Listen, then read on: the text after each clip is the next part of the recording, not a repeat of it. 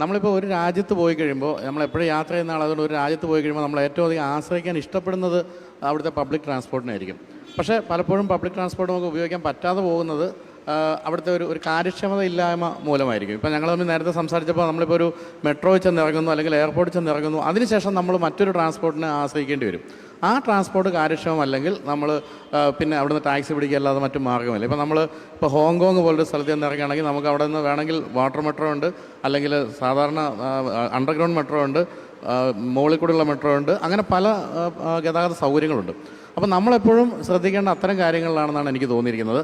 അത്തരം കാര്യങ്ങൾ ശ്രദ്ധിക്കണമെങ്കിൽ തീർച്ചയായിട്ടും അത്തരം കാര്യങ്ങളെപ്പറ്റി നേരത്തെ മുൻധാരണയുള്ള ഒരു തലപ്പത്തൊരാൾ വേണം, അല്ലെങ്കിൽ അതിനെപ്പറ്റി എപ്പോഴും ചിന്തിക്കുന്ന ഒരാൾ വേണം. എനിക്ക് ഗണേശേട്ടൻ്റെ കാര്യത്തിൽ തോന്നിയ കാര്യം അതാണ്. എപ്പോഴും തികഞ്ഞൊരു വണ്ടിപ്രാന്തനാണെന്നുള്ളതുകൊണ്ട് തന്നെ ഇത്തരം കാര്യങ്ങൾ എപ്പോഴും ചിന്തിക്കുന്നുണ്ട്, പിന്നെ എപ്പോഴും യാത്ര ചെയ്യുന്ന ആളുമാണ്.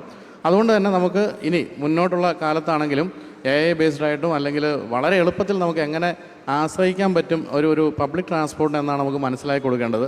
അതിലേക്കുള്ളൊരു ചുവട് മാറ്റമായിട്ട് എനിക്കിപ്പോൾ ഇപ്പോൾ സംഭവിച്ചുകൊണ്ടിരിക്കുന്ന കാര്യങ്ങൾ തോന്നുന്നുണ്ട്.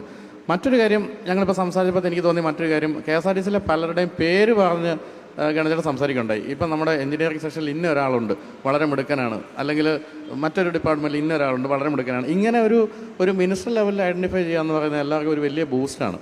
അങ്ങനെ വരുമ്പോഴാണ് ഇപ്പോൾ നമ്മൾ ഈ കണ്ട പോലെ ഒരു സ്കൂട്ടറിൻ്റെ സൈഡ് കാർട്ട് വളരെ എളുപ്പത്തിൽ ഡിസ്മാൻഡിൽ ചെയ്യാവുന്ന രീതിയിൽ ഉണ്ടാക്കിയെടുത്ത ഒരാൾ KSRTCയിലുണ്ട്. അത്തരത്തിലുള്ള പല പരീക്ഷണങ്ങളും എല്ലാം ഈ ഒരു രംഗത്ത് സംഭവിക്കാനുള്ള സാധ്യത ഇങ്ങനെ അദ്ദേഹം മാത്രമല്ല, അതോടൊപ്പം നിൽക്കുന്ന എല്ലാവരുടെയും കാര്യമാണ് ഞാൻ പറയുന്നത്. അങ്ങനെയുള്ള ഒരു നീക്കത്തിന് സാധ്യതയുണ്ട്. അപ്പം മുന്നോട്ട് നമ്മൾ KSRTC ഒരു തികഞ്ഞ പബ്ലിക് ട്രാൻസ്പോർട്ടാക്കി മാറ്റുക എന്നുള്ളതാണ്. അത് നമ്മളിപ്പോൾ ആപ്പ് വഴി ബുക്ക് ചെയ്യുക, നമ്മൾ വിചാരിക്കുന്ന സമയത്ത് വാഹനം വരിക എന്നുള്ളത് മാത്രമല്ല, ജീവനക്കാരുടെ മനോഭാവം വളരെ പ്രധാനപ്പെട്ടതാണ്. അപ്പോൾ അതിലൊക്കെ വളരെ വളരെ നെഗറ്റീവായിട്ടുള്ള മനോഭാവം ഉണ്ടായിരുന്ന ജീവനക്കാരുണ്ട്. ഞാനിപ്പോൾ സത്യം പറഞ്ഞാൽ കുറച്ച് കാലമായി KSRTCയിൽ കയറിയിട്ട്, പക്ഷേ ഒരു കാലത്ത് സ്ഥിരമായി KSRTCയിൽ കയറിയിരുന്ന ആളാണ്. ആ കാലത്തൊന്നും പലപ്പോഴും നമ്മളൊട്ടും സംതൃപ്തനായിരുന്നില്ല ജീവനക്കാരുടെ പെരുമാറ്റത്തിലൊക്കെ. ഞാൻ സത്യത്തിൽ എൻ്റെ മാഗസിനിൽ ഒരു എഡിറ്റോറിയൽ പോലും എഴുതിയിട്ടുണ്ട്. ഒരു KSRTC കണ്ടക്ടർ എനിക്ക് ബാക്കി തരാതെ ടിക്കറ്റിൻ്റെ ബാക്കി തരാതെ വിട്ടതിനെപ്പറ്റി ടിക്കറ്റിൻ്റെ പടമൊക്കെ വെച്ച് ഞാൻ എഡിറ്റോറിയൽ പോലും പണ്ട് എഴുതിയിട്ടുണ്ട്. അതിൻ്റെ പേരിൽ അദ്ദേഹത്തെ വിളിച്ച് എന്നെയും വിളിപ്പിച്ചൊരു ആലപ്പുഴ KSRTCയിൽ ഒരു ഹിയറിങ് പോലും നടന്നിട്ടുണ്ട് മുമ്പ്. പക്ഷേ ഇപ്പോൾ അങ്ങനെയൊന്നും അധികമൊന്നും കേൾക്കുന്നില്ല. എനിക്കൊന്നും അതിന് വലിയ തുടക്കമിട്ടത് നമ്മുടെ വോൾവോ ബസ്സുകൾ വന്നപ്പോൾ അവർക്ക് കിട്ടിയ പ്രത്യേക ട്രെയിനിങ് ആണെന്ന് തോന്നുന്നു.